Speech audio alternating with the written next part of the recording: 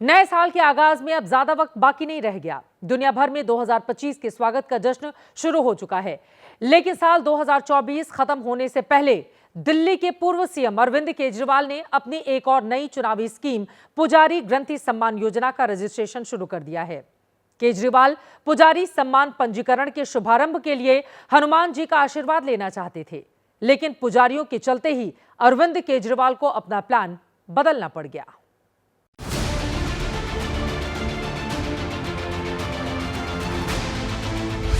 दो 2024 के आखिरी मंगलवार को अरविंद केजरीवाल करबद्ध मुद्रा में दिल्ली के मरघट वाले बाबा के मंदिर पहुंचे।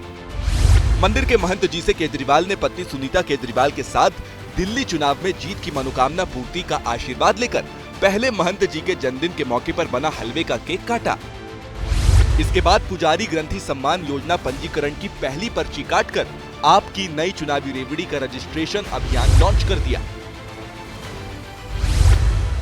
हालांकि रजिस्ट्रेशन की जिस पहली पर्ची पर मरघट वाले बाबा मंदिर के महंत का नाम था, वो सबसे पहले कन्नॉट प्लेस हनुमान मंदिर के मुख्य पुजारी के नाम से कटने वाली थी। केजरीवाल के कन्नॉट प्लेस जाने का कार्यक्रम भी पहले से सेट था, लेकिन उसके पहले ही बीजेपी कार्यकर्ता और कुछ पुजारी हनुमान मंदिर पहुंच गए और केजरीवाल की पुजारी ग्रंथि सम्मान योजना का विरोध शुरू कर दिया। 10 साल में क्या ब्राह्मण नहीं थे दिल्ली में कि इनको 18,000 देंगे, 20,000 देंगे। आज केजरीवाल झूठा लॉलीपॉप दे रहे हैं। जो 1,000 रुपए महिलाओं को नहीं दे पाया, वो विधवाओं को पेंशन नहीं दे पाया, वो पुजारियों को 18,000 कहां से देगा? दिल्ली सरकार सबको ठगने के लिए ये ऐसा जो है ना दिशांत रचा है। पुजारियों के विरोध का पता चलते ही केजरीवाल ने ऐन वक्त पर कन्नॉट प्लेस के हनुमान मंदिर जाने का कार्यक्रम कैंसिल कर दिया और मरघट वाले बाबा के मंदिर जाकर योजना का रजिस्ट्रेशन शुरू करना पड़ा। जिसके बाद केजरीवाल ने सोशल मीडिया एक्स पर पोस्ट में लिखा, आज मरघट वाले बाबा के मंदिर ISBT में दर्शन किए और पुजारी ग्रंथि सम्मान योजना का शुभारंभ किया। बीजेपी ने आज रजिस्ट्रेशन रोकने की पूरी कोशिश की, लेकिन भक्तों को अपने भगवान से मिलने से कोई नहीं रोक सकता। सभी पुजारियों द्वारा ये प्रार्थना की गई, मुझे बहुत अच्छा लगा। मुझे पूरी उम्मीद है कि भगवान श्री राम की कृपा और भगवान हनुमान जी की कृपा हमारे ऊपर रहेगी। लेकिन कांग्रेस पुजारी ग्रंथि योजना को आप कार्यकर्ता बनाने की स्कीम बता रही है, जबकि बीजेपी पूछ रही है कि केजरीवाल इमामों की बकाया सैलरी कब जारी करेंगे। आपने इसलिए उनकी मदद के कारण उनके बारे में नहीं सोचा। आपको उनके वोट चाहिए। आपको लगता है कि वो मंदिरों में और गुरुद्वारों में आपका प्रचार प्रसार करेंगे। आप पंडितों को, मंदिर के पुजारियों को, ग्रंथियों को अपना कार्यकर्ता बनाना चाहते हैं। भारतीय जनता पार्टी कोई दिक्कत नहीं है, सिर्फ आपका फर्जीवाल जो आपका व्यक्तित्व है उसको बेपर्दा करना जो है भारतीय जनता पार्टी का दायित्व है। और आज ग्रंथियों और पुजारियों ने ही इनकी ढपोर शंखी योजना को बेपर्दा करने का काम किया, इसलिए उनको जो है कन्नॉट प्लेस हनुमान मंदिर आने में भी डर लगा उनको। हालांकि हिंदू और सिख समाज के लिए सम्मान वाली स्कीम को आम आदमी पार्टी खुद के लिए एक और चुनावी बूस्टर मान रही है, लेकिन विरोधी ये भी सवाल उठा रहे हैं कि इमामों के बाद पुजारियों और ग्रंथियों का सम्मान करने निकले केजरीवाल को दिल्ली के पादरियों की याद क्यों नहीं आई। कुछ दिनों पहले ही महिला वोटों को अपने पाले में लाने के लिए केजरीवाल ने महिला सम्मान योजना लॉन्च करके उसका भी रजिस्ट्रेशन शुरू किया। बीजेपी और कांग्रेस ने उस स्कीम में फर्जीवाड़े के आरोप लगाए। अब चुनाव से पहले पुजारी ग्रंथि सम्मान योजना को बीजेपी केजरीवाल का चुनावी शगुफा बता रही है, जिसके बाद बीजेपी और आम आदमी पार्टी में पोस्टर वॉर छिड़ गया है। दिल्ली चुनाव से पहले रेवड़ियों की बौछार कर रहे केजरीवाल को चुनावी हिंदू बताने वाला ये पोस्टर दिल्ली बीजेपी की ओर से जारी किया गया। पोस्टर में केजरीवाल को एक मशहूर फिल्म के कॉमिक किरदार के रूप में दिखाकर बीजेपी ने आपकी पुजारी ग्रंथि सम्मान योजना को चुनावी जुमला और केजरीवाल को चुनावी हिंदू होने का आरोप लगा दिया। पोस्टर पर लिखा, केजरीवाल 10 साल से इमामों को सैलरी बांट रहे हैं। वो और उनकी नानी प्रभु श्री राम का मंदिर बनने से खुश नहीं थे। केजरीवाल की सरकार ने मंदिरों, गुरुद्वारों के बाहर शराब के ठेके खोले और केजरीवाल की पूरी राजनीति हिंदू विरोधी रही है। चुनावी जुमलों के बारे में तो हम सब ने बहुत सुना है, लेकिन केजरीवाल जी तो एक नई हवा लेकर आए हैं चुनावी छलावों की। ये वो केजरीवाल जी है जिसने 17 महीनों से ना इमामों को वेतन दिया, ना मौलवियों को वेतन दिया। बीजेपी के इस पोस्टर वाले हमले के जवाब में आम आदमी पार्टी ने भी बिना देर किए अपने नेता का एक नया पोस्टर लॉन्च कर दिया।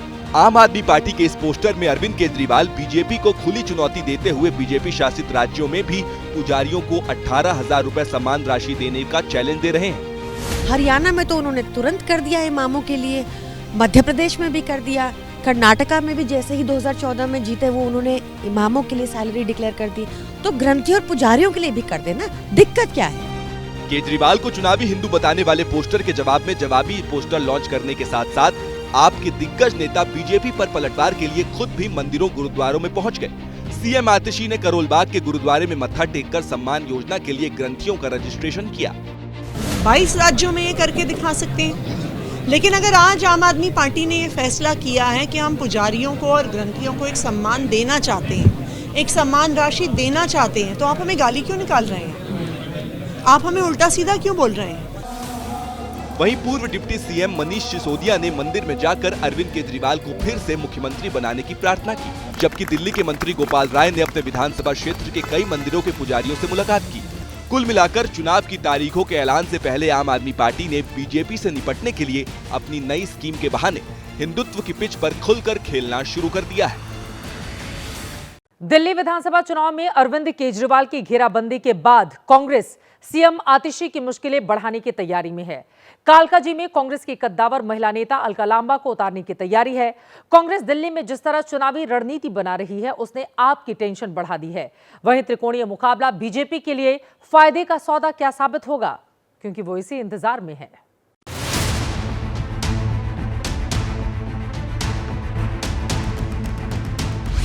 नई दिल्ली विधानसभा सीट के बाद कालकाजी भी हॉट सीट बनती जा रही है। आम आदमी पार्टी ने इस सीट पर दोबारा मुख्यमंत्री आतिशी पर भरोसा जताया है। बीजेपी और कांग्रेस ने यहां से नामों का ऐलान नहीं किया है, लेकिन कांग्रेस खेमे से जो खबर है उससे आतिशी की डगर कालकाजी में आसान नहीं रहने वाली। करीब 24 महीने पहले कांग्रेस अध्यक्ष अलका लांबा ने सोशल मीडिया पर यह वीडियो पोस्ट की। पोस्टर में कांग्रेस लाओ दिल्ली बचाओ का नारा चस्पा है और बगल में अलका लांबा की तस्वीर लगी है। दिल्ली बचाओ का जो नारा कांग्रेस की फायर ब्रांड नेता अलका लांबा दे रही हैं, उसकी अगुवाई वो खुद कर सकती हैं। सूत्रों के मुताबिक कांग्रेस कालकाजी सीट से अलका लांबा को उतार सकती है। 3 जनवरी को तीसरी लिस्ट में तस्वीर साफ हो जाएगी, यानी कालकाजी में सीएम आतिशी और अलका का मुकाबला हो सकता है। बताया जा रहा है कि अलका लांबा चांदनी चौक से चुनाव लड़ना चाहती थी, लेकिन खुद कांग्रेस अध्यक्ष मल्लिकार्जुन खड़गे और नेता प्रतिपक्ष राहुल गांधी ने अलका लांबा को कालकाजी से चुनाव लड़ने के लिए मनाया, जिस पर उन्होंने हामी भर दी। नाम पर कांग्रेस फिलहाल पत्ते नहीं खोल रही, लेकिन जीत की हुंकार जरूर भर रही है। मुझे नहीं मालूम किसका नाम तय हुआ है कालकाजी से, तो उस पर तो मैं टिप्पणी नहीं करूंगा, लेकिन रणनीति क्या, हम जीतने के लिए लड़ रहे हैं और हम पूरी कोशिश करके, पूरी मेहनत करके जीतेंगे।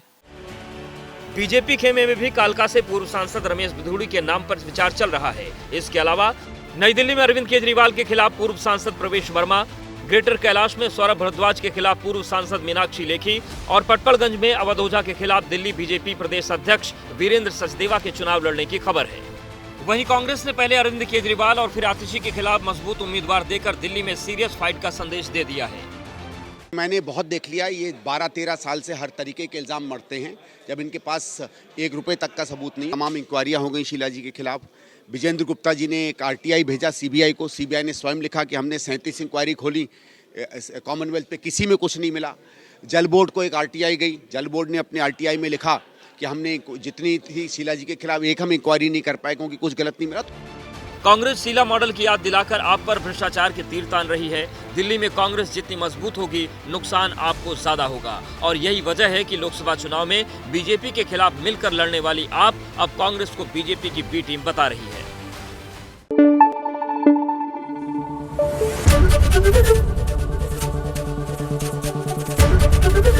ABP न्यूज़ आपको रखे आगे।